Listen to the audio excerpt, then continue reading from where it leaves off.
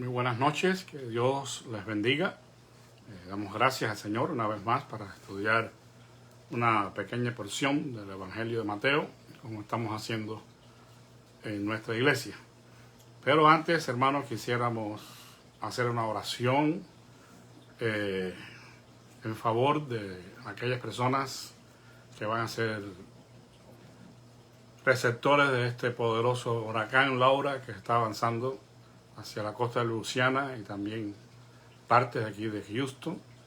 Realmente los pronósticos no son nada favorables y queremos interceder para que Dios en su misericordia permita que esta situación no afecte tanto y pues las vidas de las personas sean protegidas. Especialmente oremos por nuestros hermanos en la fe, que el Señor les guarde y les proteja en este tiempo tan peligroso para ellos con este poderoso huracán.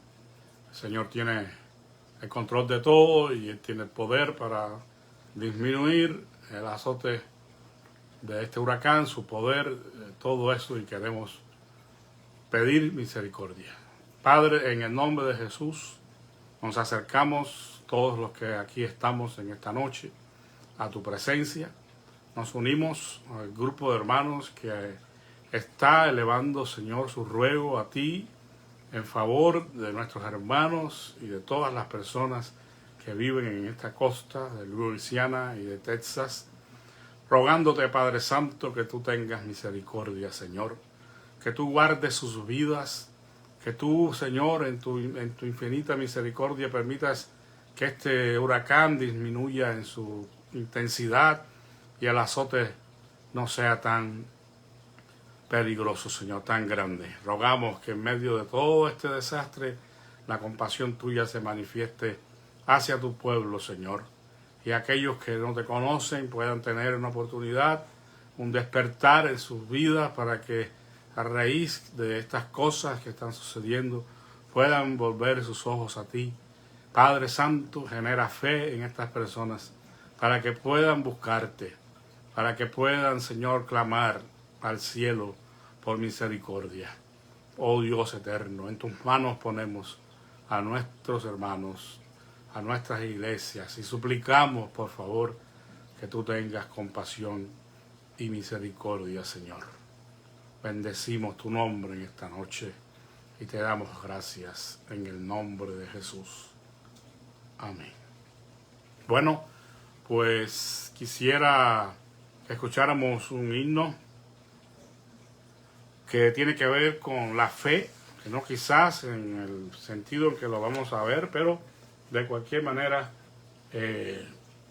viene a colación este himno. Fe, la victoria es.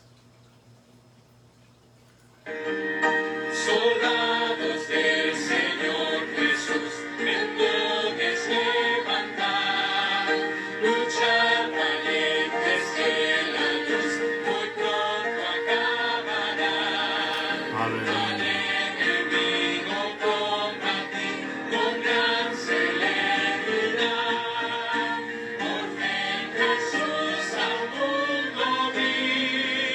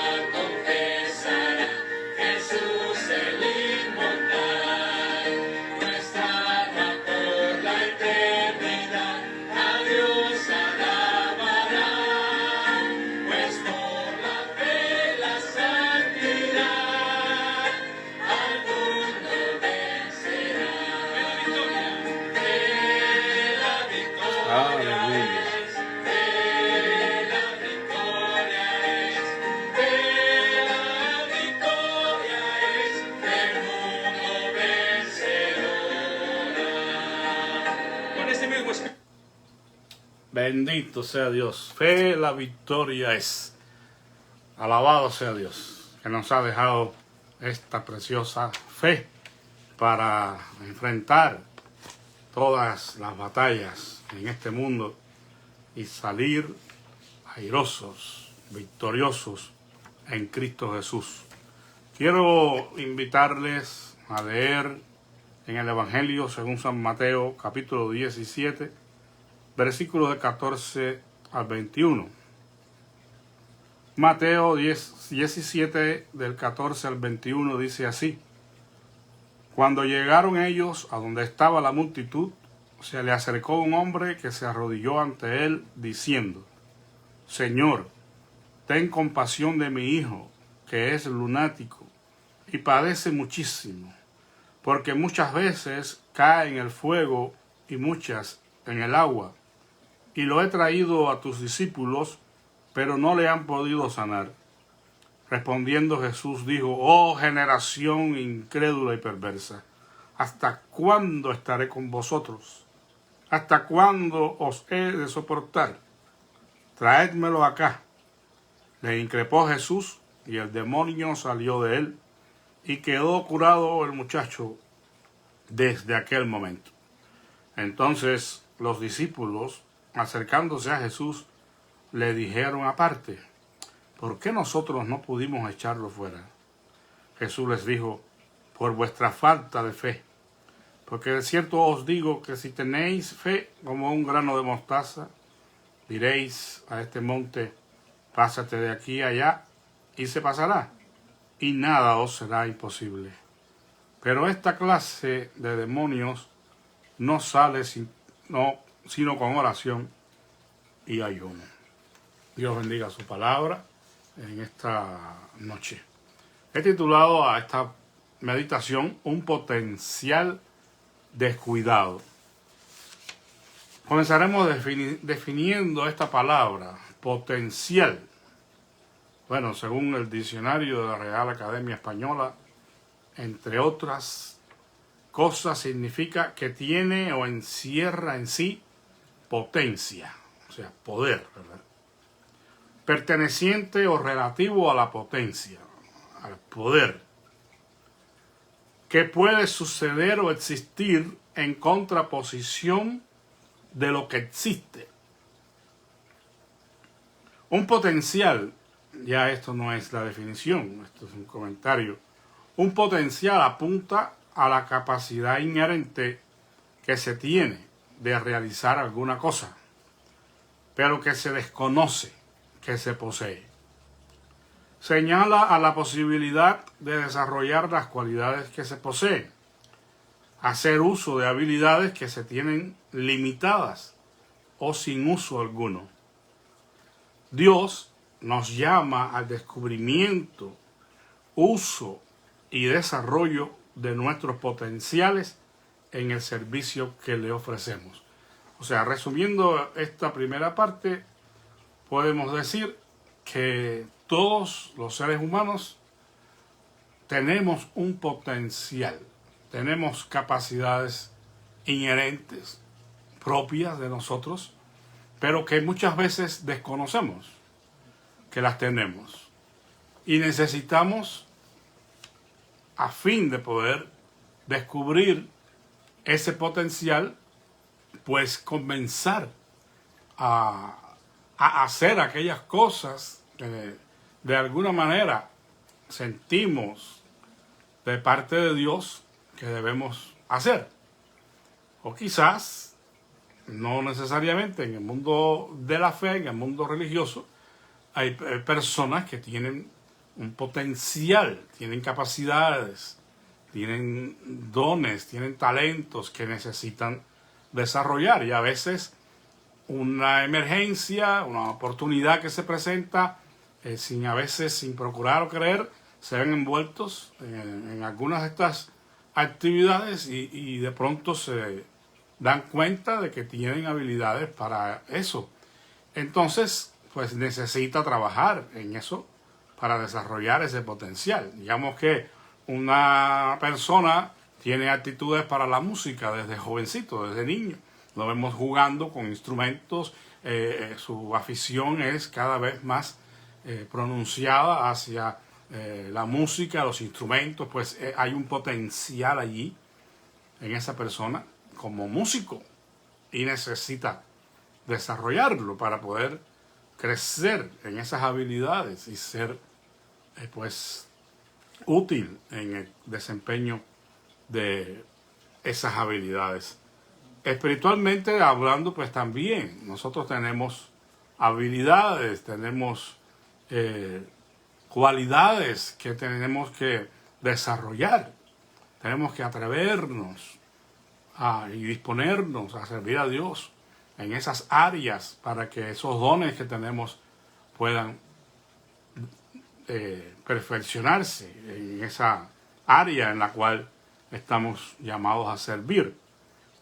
Pero aquí específicamente ese potencial del cual yo estoy hablando no es nada más y nada menos que la fe.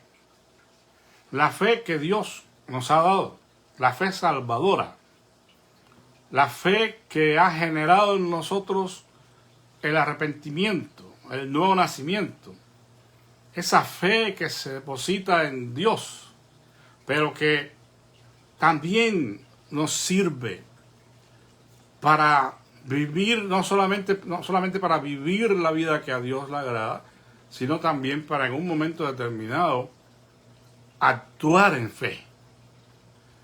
En esa área es que yo estoy pensando. Muchas veces no nos atrevemos a obrar en fe porque simplemente no tenemos fe.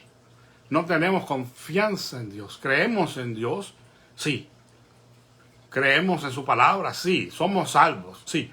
Pero hay situaciones en las que quizás Dios espera de nosotros un actuar en fe, un movimiento hacia la fe, hacia el poder de Dios que se manifiesta cuando nosotros creemos en Él.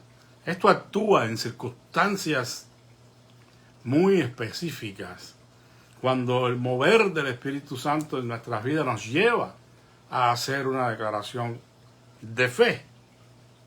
No estamos hablando de la charlatanería de hoy, que están atribuyendo a la fe poderes que no tiene. Estamos hablando de casos, por ejemplo, cuando Pedro y Juan llegan al templo de la Puerta de la Hermosa y ven a aquel cojo que estaba allí y le pide una limosna.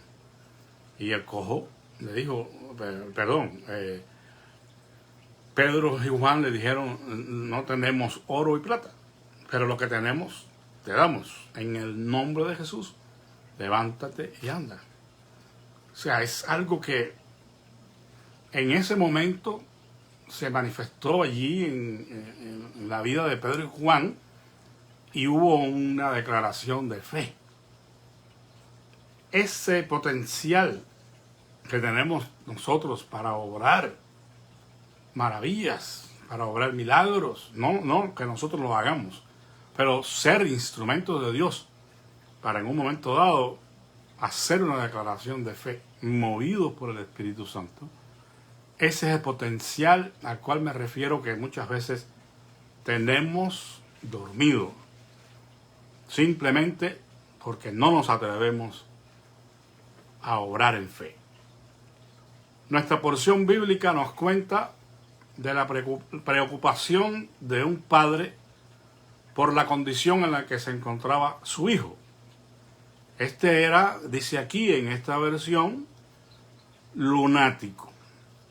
Es decir, que sufría locura, pero una locura no continua, sino por intervalos. O sea, de pronto venía esta situación sobre la vida de este joven y él cometía estos actos. Bueno, después vamos a ver que en este caso específico era provocado por un demonio, ¿verdad? Pero el caso es que este joven, este muchacho, era llevado al fuego o al agua donde su vida corría peligro.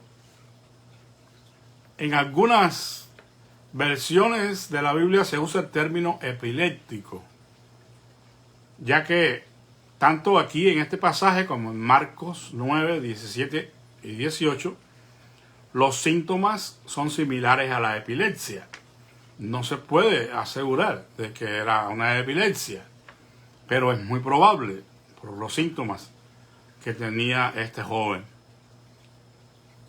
En el caso de este joven, este muchacho, la epilepsia era causada por un demonio. Pero esto no siempre es así y aquí tenemos que tener cuidado, porque muchas veces pensamos que todo es demonio y puede darse el caso de una persona que tenga un trastorno mental donde pudiera tener un foco epiléptico o una epilepsia, y esto no necesariamente es causado por demonio.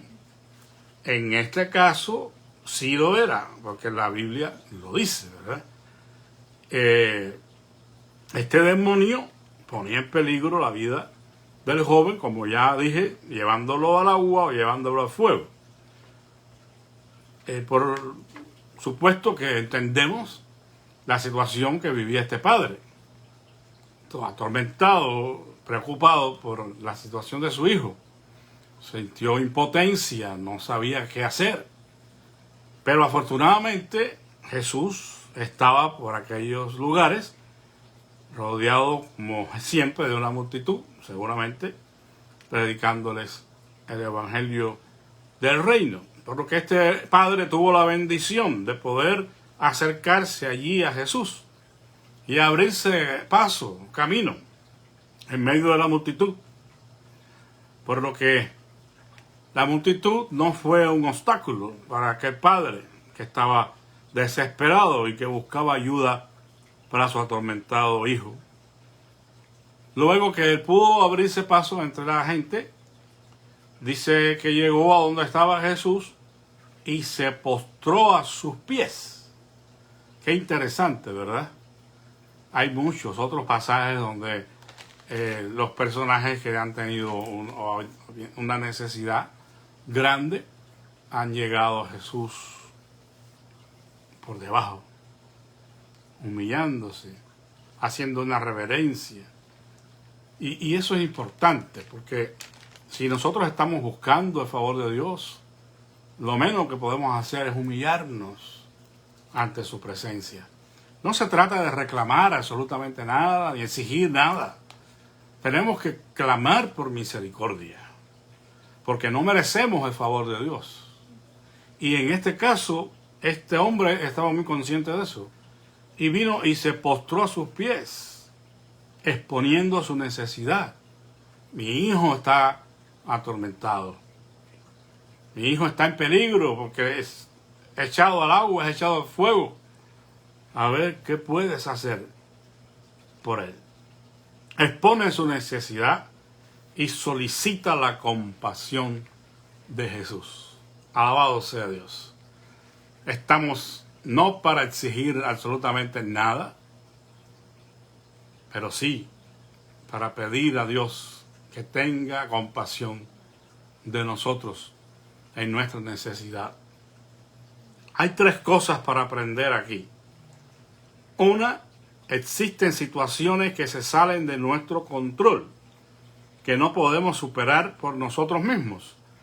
El padre no podía hacer nada por su hijo. Él podía sufrir nada más y lamentarse cuando sucedía esto, que el demonio tomaba la vida de su hijo y lo llevaba al agua, al fuego. No podía más que lamentarse y esperar que pasara el ataque epiléptico y volver a contentar a su hijo. Hay situaciones, hermanos, que no podemos con ellas y tenemos que reconocer hasta dónde podemos llegar. Y cuando estamos en una situación que no podemos resolver por nosotros mismos, entonces es el tiempo de ir a Dios, es el tiempo de humillarse, es el tiempo de clamar, es el tiempo de pedir misericordia. 2. Debemos entonces acudir al Señor superando cualquier obstáculo que se presente en el camino. Este hombre no dijo, oh no, a lo mejor otro día está esto aquí, que no se puede. Hay tanta gente que le rodea que va a ser imposible que yo llegue a donde estaba Jesús, a donde está Jesús. Pero no, él no reparó en absolutamente nada y se abrió camino en medio de la multitud para llegar a donde estaba el Señor Jesús. Antes había tenido un obstáculo también. Y bueno, lo vamos a mencionar después, pero evidentemente por el relato nos damos cuenta de que este hombre, este padre, había intentado resolver la situación con los discípulos. Quizás no quiso molestar al Señor, pero no le quedó otra, porque con los discípulos no pudo resolver. Y entonces se abrió campo entre la gente para llegar a donde estaba el Señor. Cuando nosotros estamos con una necesidad, hermanos, en nuestras vidas, tenemos que superar a las multitudes de obstáculos que se nos pueden presentar, porque no siempre se nos van a resolver las cosas así como así, fácilmente. Habrá que luchar en ocasiones, habrá que vencer muchas multitudes que usted le pondrá el nombre. ¿Cuál es la multitud? ¿Cuál es el obstáculo que tiene que vencer para poder llegar a donde está el Señor? Y número 3, debemos postrarnos en su presencia y pedir compasión por nosotros. Tenemos que aceptar que hay cosas que no podemos solucionar. Tenemos entonces que acudir al Señor, pero tenemos que humillarnos delante de su presencia. El hombre de nuestra historia, como ya dijimos, ya había llevado a su hijo a los discípulos de Jesús. Quizás, como ya dije, no quiso molestar o interrumpir al Señor en su faena e intentó primero resolver su problema con sus ayudantes. Pero ante la frustración de su empresa, decidió entonces acudir al Señor. Al escuchar que sus discípulos no pudieron hacer nada por el enfermo, los reprende fuertemente. O sea, cuando el hombre vino y le dijo, Señor, mira, aquí está esta situación con mi hijo, ya lo llevé a tus discípulos, pero ellos no pudieron hacer nada. Entonces Jesús les dice una palabra bien fuerte en el versículo 17. Oh generación incrédula y perversa, ¿hasta cuándo estaré con vosotros? ¿Hasta cuándo os he de soportar? Tráiganlo acá. Esto es una situación interesante, ¿no? Jesús llama a sus discípulos gente incrédula y perversa y manifiesta su inconformidad con la actitud de ellos, por lo que Jesús procede a expulsar al demonio del muchacho, el cual al instante salió. Si el Señor reprende, si el Señor le da esta palabra tan fuerte a sus discípulos, es porque quizás Él esperaba que los discípulos pudieran enfrentar la situación. Él esperaba que los discípulos actuaran en fe y reprendieran al demonio, lo cual seguramente intentaron, pero dice que no pudieron. O sea, no pensamos que los discípulos no hayan hecho nada. Seguramente lo intentaron, pero no pudieron, y por eso es que ahora llaman al Señor aparte. Me dicen, Señor, ¿qué pasó? ¿Por qué nosotros no pudimos? Si hicimos lo mismo que tú, le dijimos fuera, sal de aquí, y no salió. Bueno, esta pregunta evidencia que los discípulos ya habían intentado expulsar al demonio. La respuesta del Señor fue clara y sin rodeo alguno: por vuestra falta de fe. ¿Qué les parece? La fe en los discípulos era poca. era insuficiente para reprender a aquel demonio. Y el Señor se los deja ver. Pero lo que es interesante es que ellos tenían el poder de la fe en ellos. Simplemente que no creyeron. No tuvieron la suficiente confianza en Dios. Tenían el potencial para hacerlo, pero no pudieron. Por la falta de fe. Por lo que la fe es esencial. Es fundamental para que nosotros podamos proceder en fe, para que nosotros podamos hacer o ser instrumentos de Dios para realizar milagros, cosas extraordinarias y aún imposibles para los seres humanos.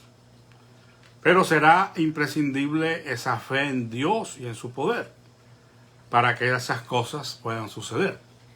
O sea que si nosotros no tenemos esa fe en Dios, esa confianza en Dios, y si nosotros no nos disponemos a ejercerla, porque aquí es el problema es que ellos no pudieron echar fuera al demonio, porque a pesar de que lo intentaron y todo, no era suficiente la fe. Esto es un poco complicado en cierta manera y no puedo meterme ahí a desarrollar el tema de la fe, ¿verdad? En este caso, porque aparentemente el Señor está hablando de una medida de la fe. Si había poca fe, es porque ellos necesitaban aumentar su fe. Si hubieran tenido la medida de la fe adecuada, ellos hubieran podido echar fuera al demonio. Y bueno, allá en Efesios, pero repito, no puedo meterme en eso. Ahora habla de la medida de la fe que nos ha sido dada a cada uno. Y conforme a esa medida de la fe, debemos obrar, guiados por el Espíritu Santo. Lo que sí es importante aquí señalar es que la fe que tenemos en Dios, que Él nos ha dado, tiene un potencial que desconocemos. Y si podemos aumentar esa medida de la fe y podemos crecer en fe, entonces podemos usar ese potencial. Si no, vamos a permanecer iguales.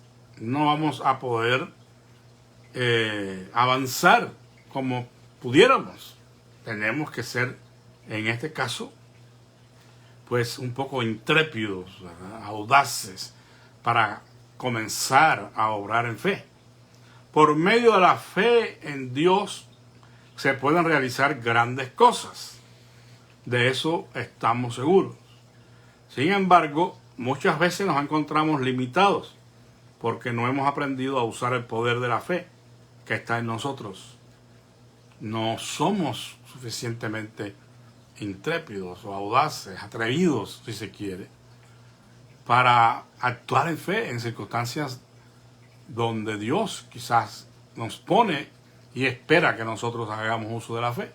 Pero decimos, bueno, ¿y si no se sana? ¿Y si no se levanta el cojo? ¿Y si no? Bueno, imagínense, así no podremos nunca ser instrumentos de Dios.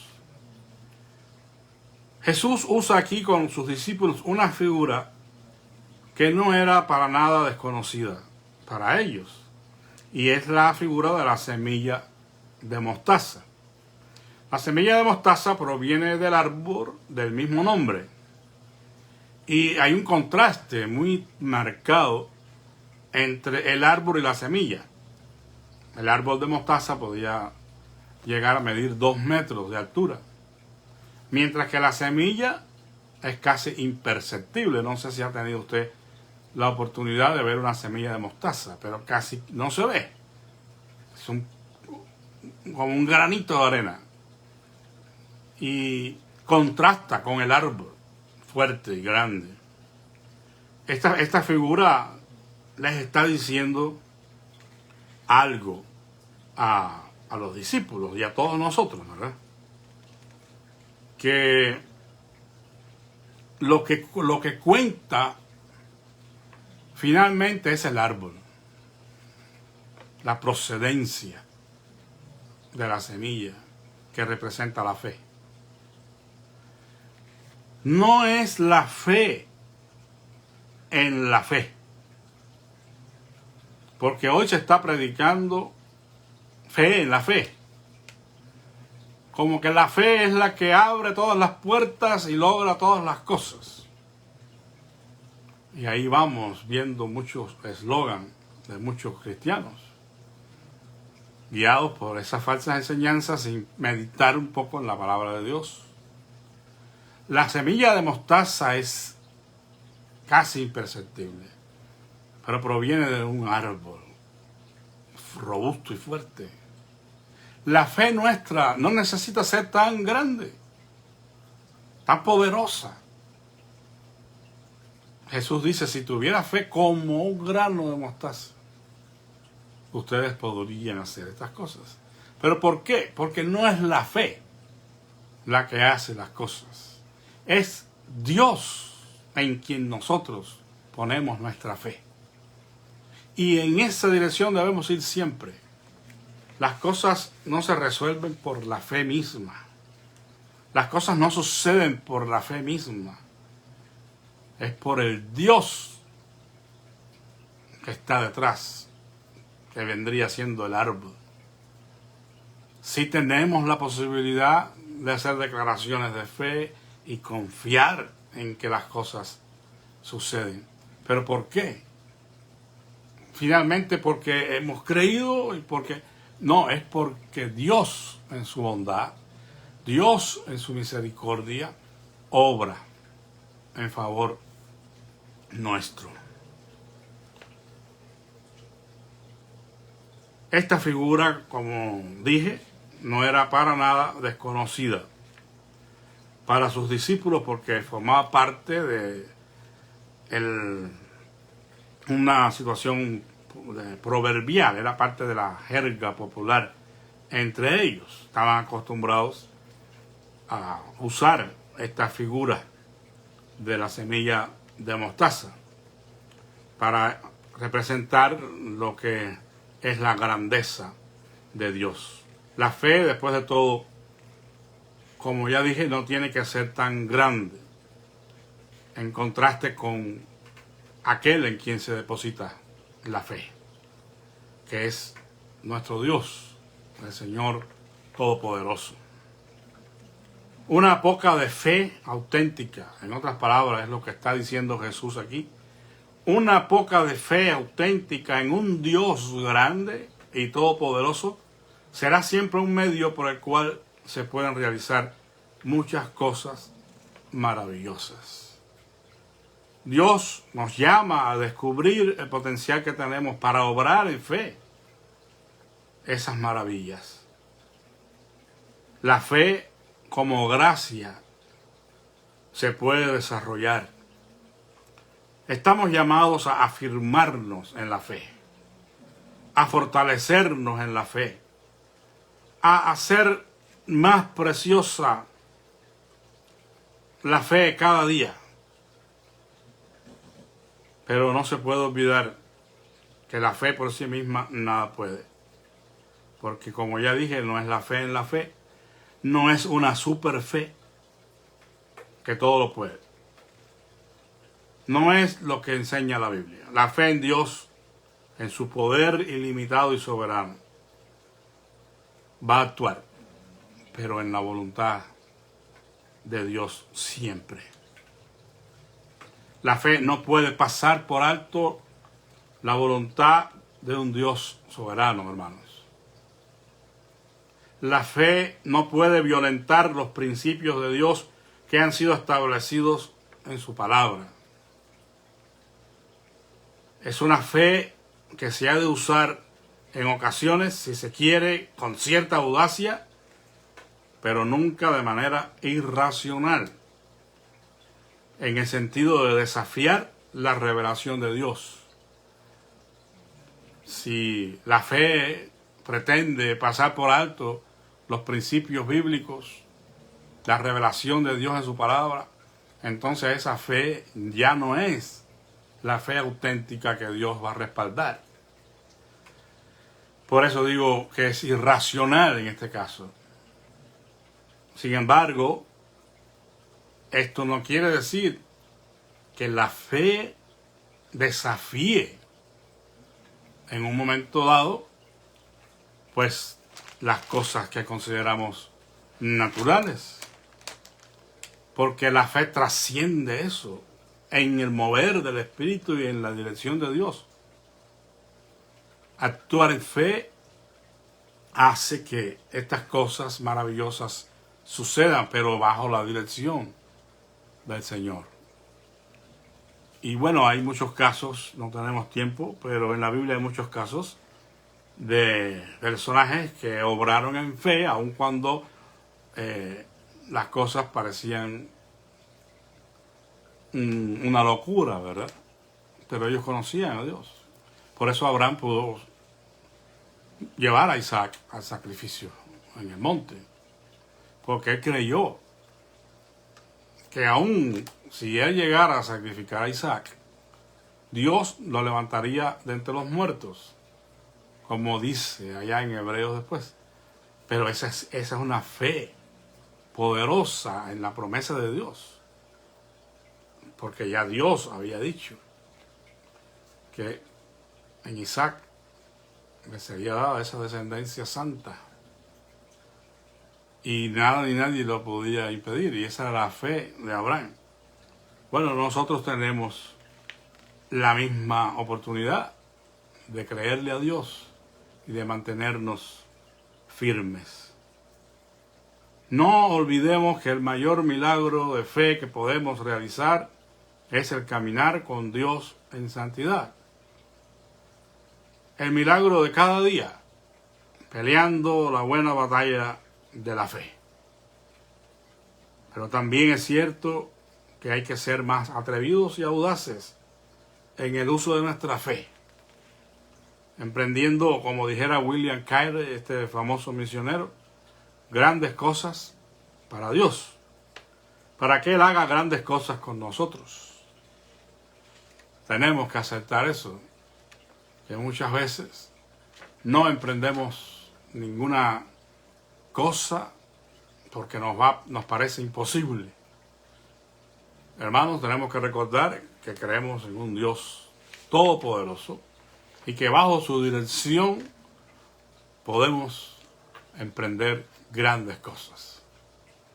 Y tenemos que usar esa fe en lo personal, en nuestra vida, con nuestra familia, y creer siempre que Dios está con nosotros. No quiero hacer uso del versículo 21, aunque hay una realidad